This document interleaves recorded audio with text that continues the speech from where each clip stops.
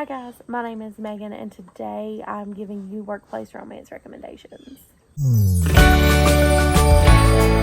Hi friends, I know this is a little bit of an awkward angle. I am not in my apartment today and I brought my camera and I brought two batteries because I knew my camera battery was almost dead. And both of the batteries were dead. So I'm filming on my phone. I've not had to do this in a while. I don't know that I've ever had to do it this way. So yeah, today's video is going to be short and sweet, but it is another recommendation video. And today's video is workplace romance recommendations. So these are 5 of my favorite workplace romances.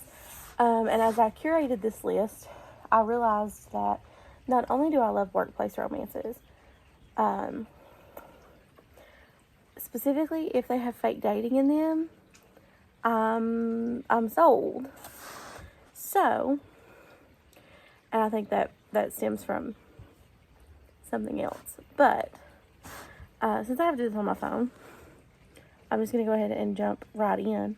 And the first book we're going to talk about is Teach Me by Olivia Dade. This is part of a series that Olivia has that I knew until I tried to tell you what it was.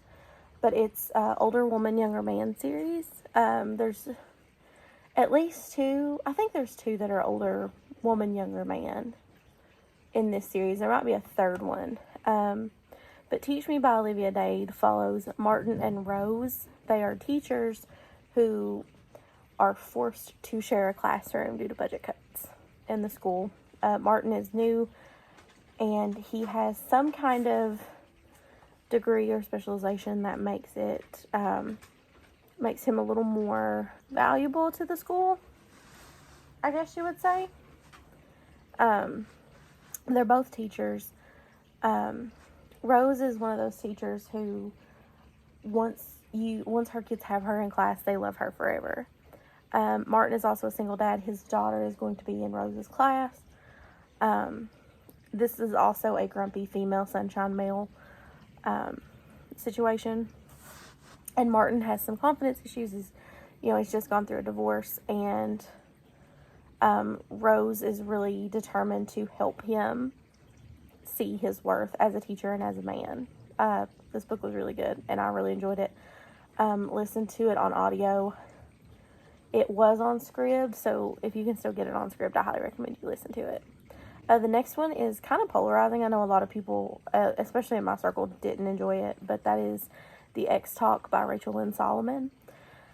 This book follows Shay and Dominic. Shay was a producer at a radio station for years and years, and Dominic is kind of the hotshot on the scene, and they don't really get along. He's very, polished, and he's just got his master's, and she's just, trying to fulfill this dream she has.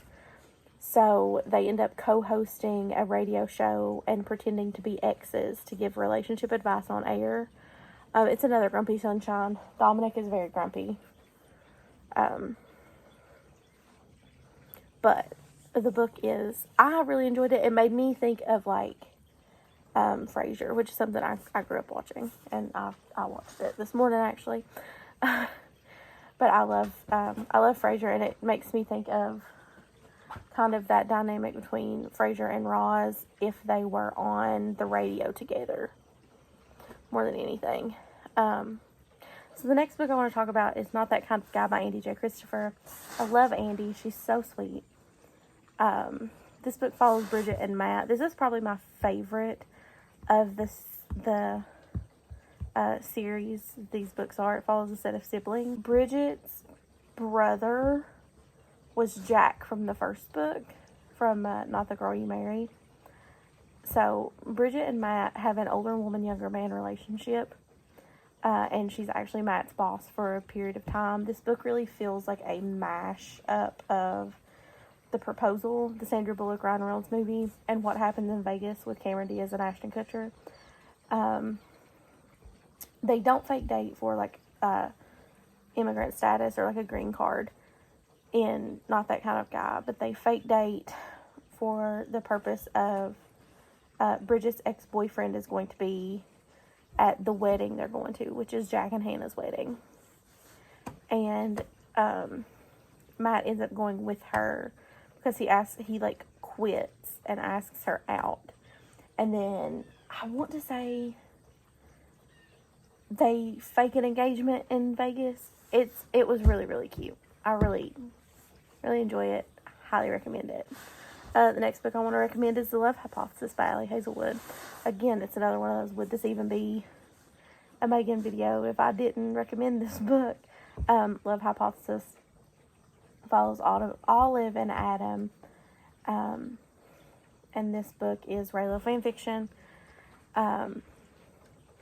Olive is a PhD candidate, and Adam is one of the professors at her university, but he's not her like direct supervisor kind of deal. So it's not like a power dynamic relationship. It's not like he holds any kind of real power over her. At the end of the day, they fake date because Olive's ex-boyfriend and her best friend, I say ex-boyfriend, but they didn't date for very long, and she kind of wants him to be with her best friend. Her best friend won't do it if Olive's not in a relationship, so Olive gets Adam to pretend to be her boyfriend. And the first time you meet both of them is a scene where Olive's contacts are expired, and she like bumps into him, and he kind of has been in love with her from that point on. Takes place in a lab environment. It's women in STEM, and Dr. Adam Carlson, he fell first. And the last workplace romance recommendation that I have for you guys is Second First Impressions by Sally Thorne. This book follows Ruthie and Teddy. They're both in their early 20s, but they both end up working at a retirement home. Ruthie is like a business manager. They let her live in one of the townhouses. She's 25 going on 85. Teddy has always kind of been a troublemaker, but not like in a bad way. But his dad buys the property, and Teddy ends up working with the two wealthiest residents of the nursing home, but also is like, he's just kind of there he entertains the women, and he keeps Ruthie on her toes. They're very opposites attract kind of deal. It's very cool. I'm going to say semi-forced proximity, because they share a wall in their townhouse, and you can hear everything on either side. So like they could have a conversation through the wall without shouting. So they are kind of close together. And they're forced to work together every day because there's some shady business going on, and Ruthie and Teddy are determined to get to the bottom of it with the wealthy older ladies that Teddy works for specifically, who end up being lesbians. And I thoroughly enjoyed the lesbian surprise at the end of the book. Or not the end of the book, but like toward the end of the book. It was great. So yeah, those are my 5 workplace romance recommendations. If you read any of these, let me know. And let me know what you think of them. If you have any workplace romance recs that you want to leave in the comment box below, I'm always down. I love a workplace romance. I don't recommend them in real life, but I love them in a book. So that's going to be it for me today. And yeah, I've got a couple other things I need to go do. So until next time, you guys, be good to yourselves, take care of yourself, and I will catch you on Thursday. Bye, everyone.